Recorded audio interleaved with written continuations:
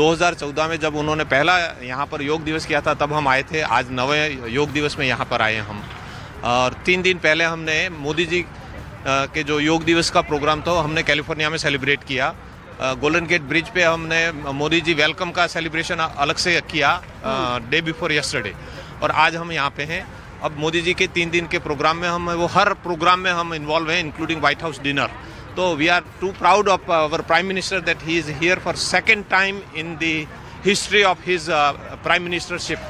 और उन्होंने जो काम किया वो वर्ल्ड में किसी ने नहीं किया।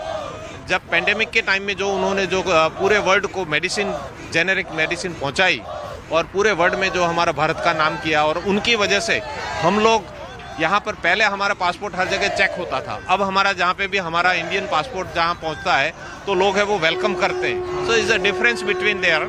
तो we are proud of the prime minister of India Narendra ji Modi.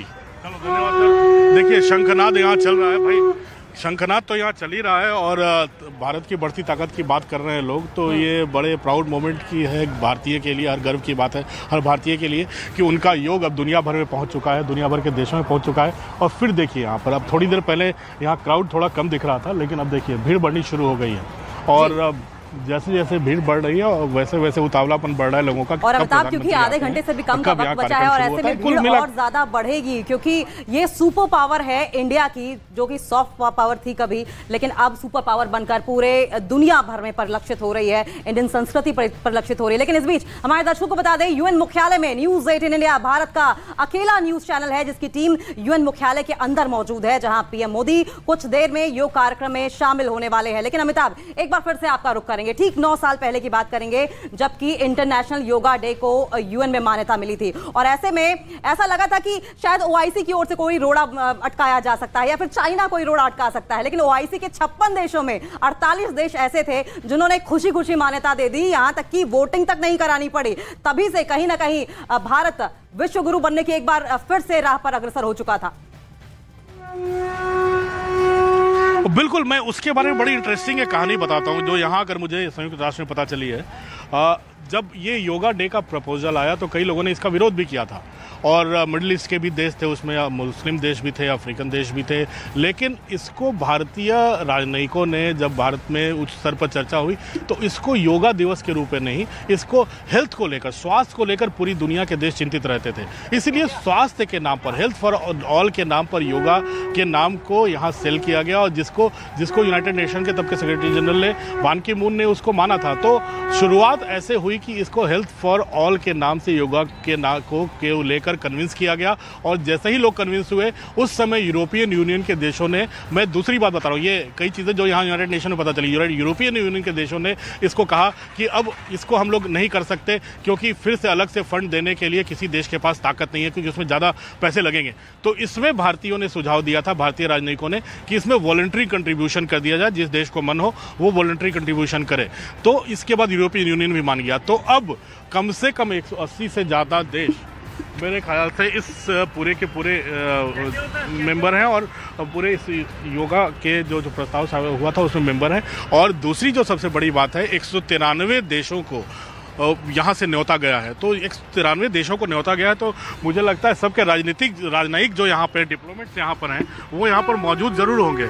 लेकिन अभी वीआईपीज़ की लिस्ट है खुलकर, अभी तक ऑर्गेनाइजर्स ने बताई नहीं है कि वीआईपीज़ कौन आएंगे। लेकिन जो 2-4 नाम हमने सुने थे उनमें से एक नाम रिचर्ड गेर का था, रिकी के, जो इंडिया से आए हुए कई वीआईपीज़ हैं जो यहाँ पर एकाएक दर्शन होंगे, इन बड़ी बड़ी स्क्रीनों पर उनके नज़र आएंगे, क्योंकि यहाँ से थोड़ा मुझे लगता है कि 200-400 मीटर दूर है यहाँ से मेन मंच, तो हो सकता नज़र ना आए। लेकिन योग करते लोगों की संख्या जो बढ़ रही है, अब आप देख सकते हो, अब उत्साह भी बढ़ रहा है, योग करते लोगों की संख्या भी बढ़ रही है।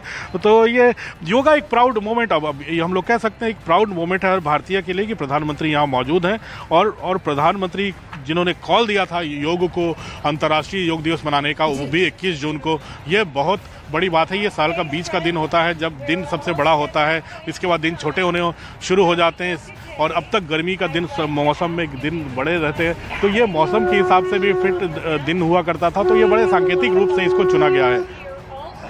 बिल्कुल अमिताभ, आप बता रहे थे कि सांकेतिक दिन को चुना गया है, लेकिन जिस तरीके से वहां पर शंखनाद हो रहा है, जो एक्सक्लूसिव तस्वीरें आप यूएन हेडक्वार्टर से हम तक पहुंचा रहे हैं, फर्क करना मुश्किल है कि हम हिंदुस्तान में हैं या न्यूयॉर्क में हैं?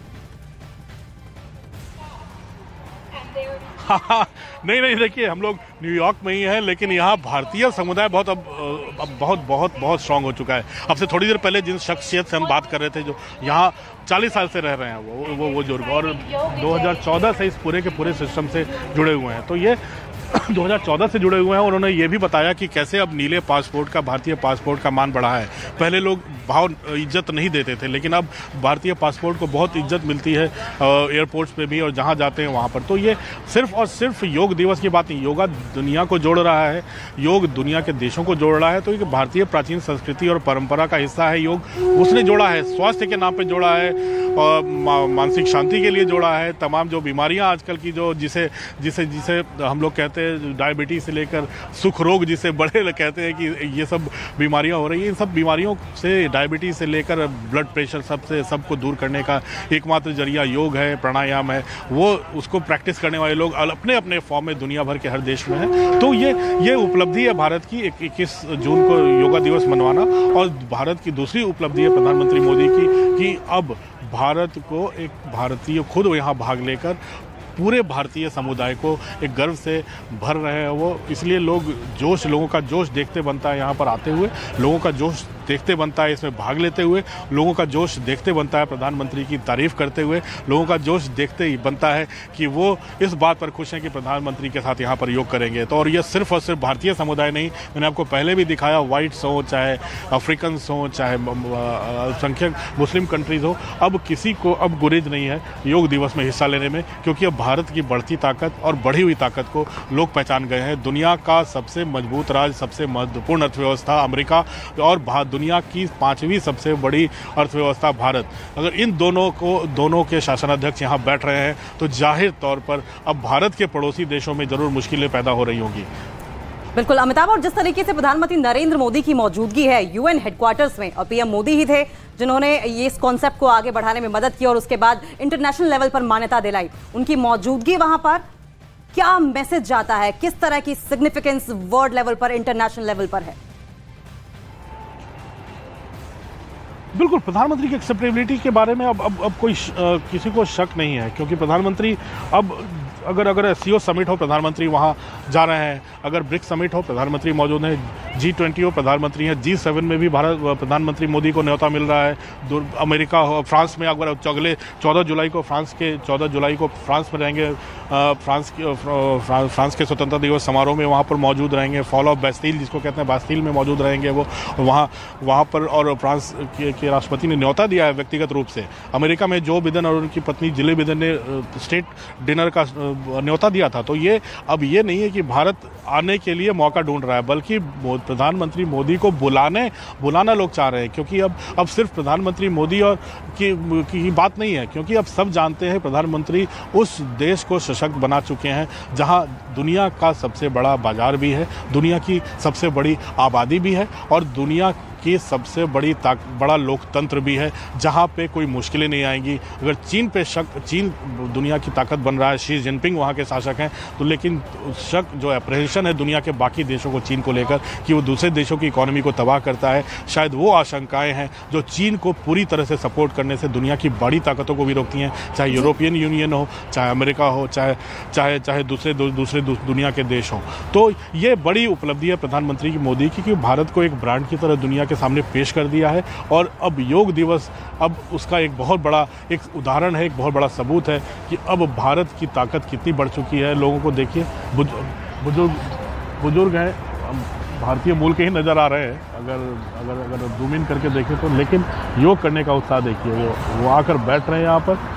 बुजुर्ग हो, युवा हो, विदेशी हो, अफ्रीकी मूल के हो, लेकिन ये चीज़ें जो है ये किसी से छुपी नहीं हुई है। पूरा देश देख रहा है कि अब भारत की परंपरा संस्कृति को प्रधानमंत्री मोदी की पहल से कहाँ तक पहुँचाया जा चुका है। और यही प्राउड मोमेंट है, यही गर्व की बात है हर भारतीय के लिए।